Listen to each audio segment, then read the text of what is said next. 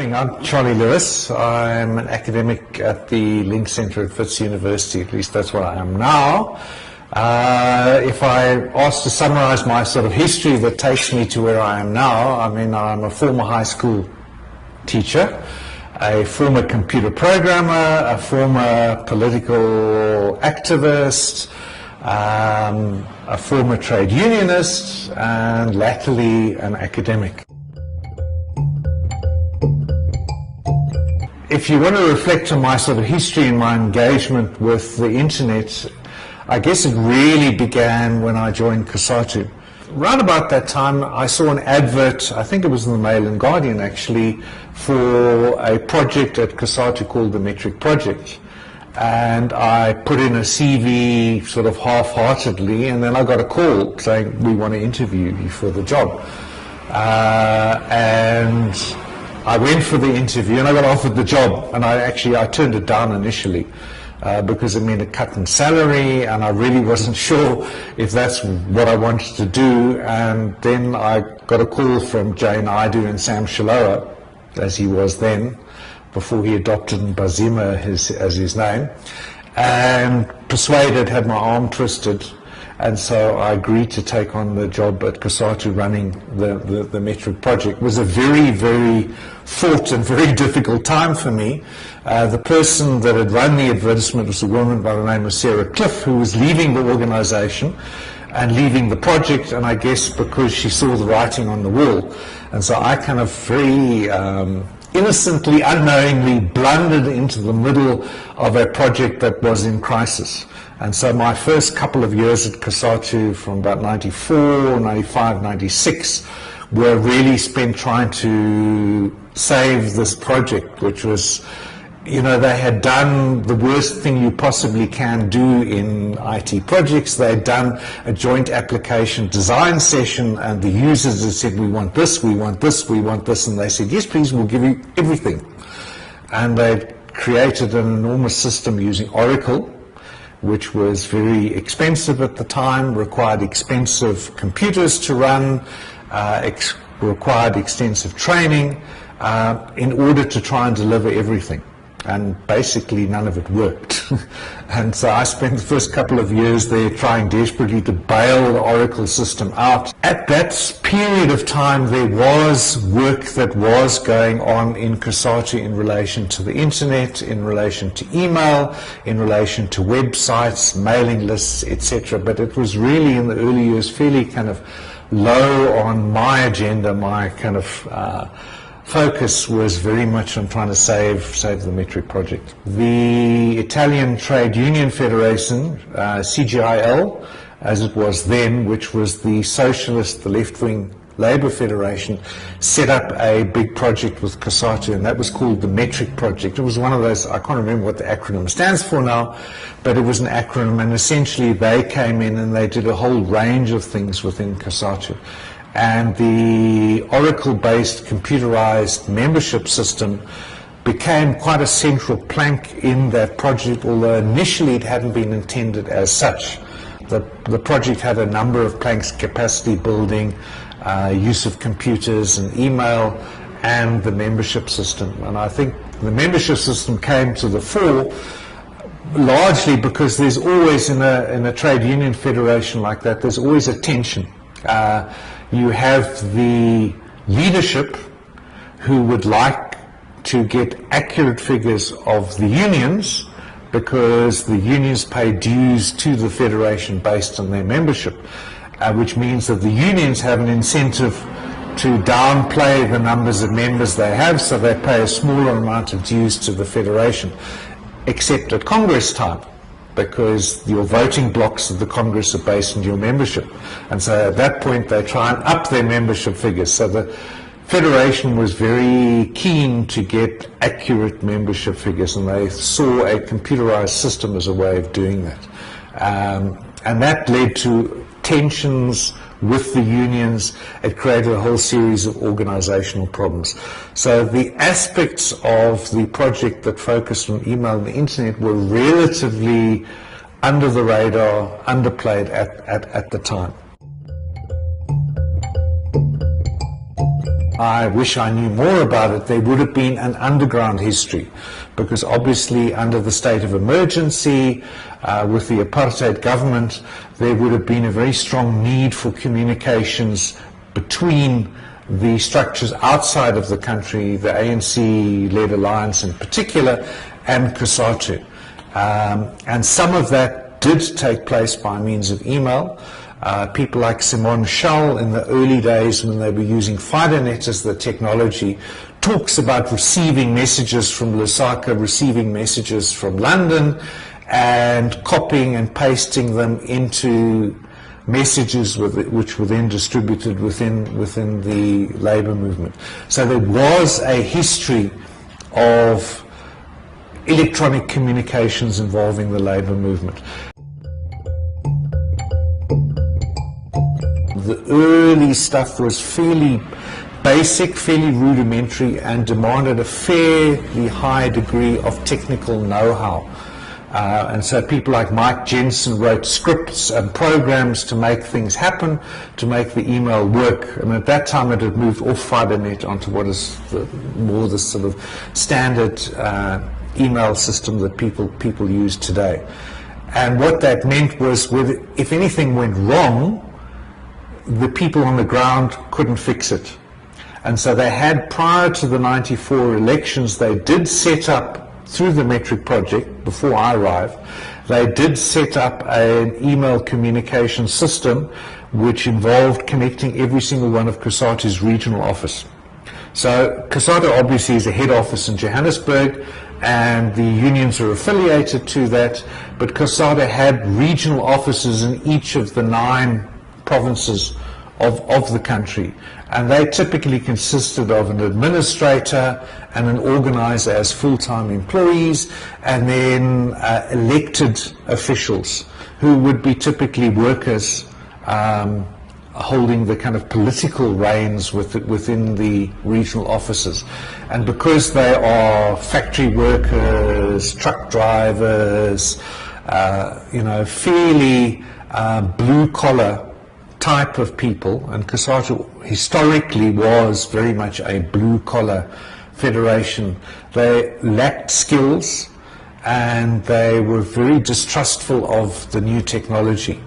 The administrators who got given, here's a computer, here's a modem, here's an email system, use it, suddenly found themselves burdened with an extra level of functionality for which they were not going to be paid extra, which was difficult to understand, difficult to manage and to operate, and were therefore kind of suspicious of the system.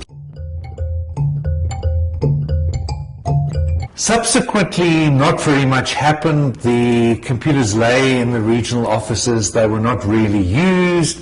They were supposed to be integrated and liaised with the membership system, but that really didn't happen very effectively. COSATU at the time, in a slightly different area, had already established a website. And the website was in fact set up by Tim Jenkin of Operation Vula fame. And there's another very interesting story to be told there around Operation Vula, around the use of modems, the use of telephones, the use of call boxes. So Operation Vula's communications, because they couldn't use fixed phones because calls could be traced and monitored, and obviously communications were encrypted, what they would do is they would load the communications on a tape recorder and go to a telephone booth, and using the telephone booth connect to somebody's modem, and they would pump, the sort of high-pitched kind of squeal of kind of bits and bytes that you hear in the old-fashioned modems across the phone line would be recorded at the other end and then taken off somewhere else and decrypted and decoded and made use of. I think Tim Jenkin from Operation Vula fame coming back into the country was responsible quite extensively for creating an online presence for the ANC, for the South African Communist Party, and for COSATU through websites in particular, and also quite heavily involved in creating a presence for political structures, parliament, etc. You know, and you think in those early years in the 1990s, mid-1990s, South Africa was very much at the forefront of kind of government, political structures, presence on the web, making information available, communicating information.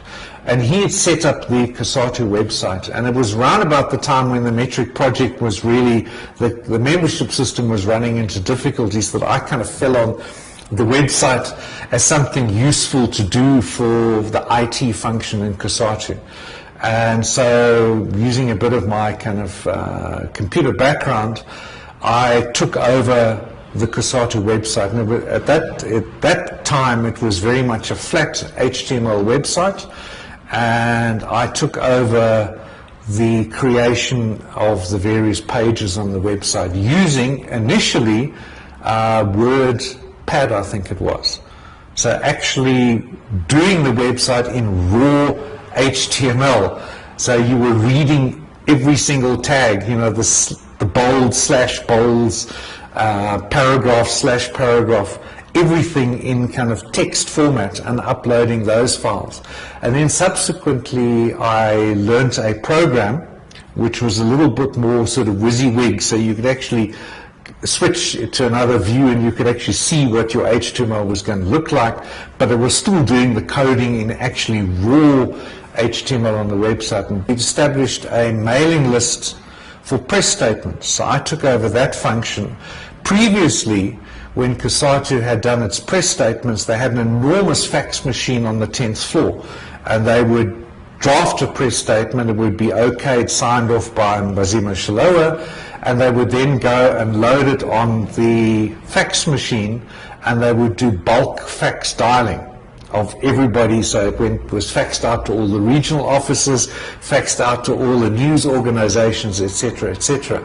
And we took that function over and replaced it with an email mailing list. So the press statements now were emailed out, and we tried to show that there was an enormous cost saving to the organization, and then were distributed by email to all of those kind of structures. There were a lot of problems with that. I mean, the news organizations loved it because they got copy in a format that they could actually manipulate and edit and create news stories out of it. The regional offices hated it because their ability to use email was nascent at best, and they were always complaining they didn't get press releases now that the whole thing had moved over to a mailing list. So we set up that mailing list, and I think it still runs today. And we also set up on the website a facility that allowed people to say, I'd like to join your mailing list, please. And I think initially that was manual. So the mailing list itself was in a web-based interface that we set up from Sanganet, who were our service provider. And essentially what you did was you harvested a bunch of requests, and you would go and bulk load them onto the system that ran the email. We were also working together with Sanganet, created a facility on the COSATU website, and I think it's gone now. I don't think it works that way anymore, whereby every single press release, there was an email address that landed up in a computer-based script. So what would happen is the press statement would flood into the script would then turn the press release into an HTML page, pop it up on the website, and update the index with the latest press release at the top of the website. And so there was a continual archive of all of the press statements. It also had a facility where it would go to the home page, and it would put the latest press release at the top of the list, which had 5 press releases, and knock the bottom one off, so they were always 5. So we automated that to keep the press statements going on the website, and to make the website as interactive as possible, and as continually updated as possible. In terms of email and the popularization of email, we very early recognized that in order to get email as a technology of use, we had to find ways of making sure that union people couldn't operate without using the email and the internet. At the time, we had got a leased line from the 8th floor, which is where the IT offices were, through to the Sanganet office, a Telkom leased line. We had put next to the leased line a server which would once an hour dial up.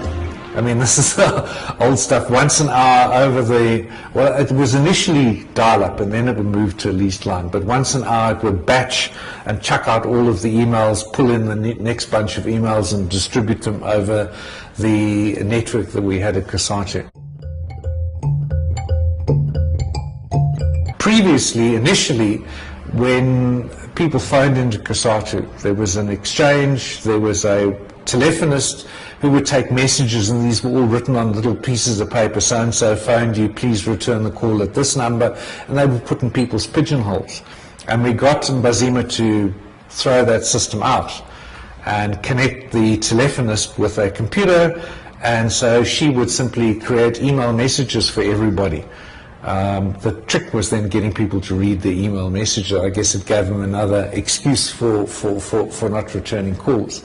We also got him to stop faxing out minutes of meetings to all of the regional offices and to distribute those by means of email to the regional officers, who then complained bitterly that they weren't getting them because they'd always, always the computer that got blamed, and poor old Sanganet got blamed a lot for things that went wrong, but they were often computer problems, skills problems.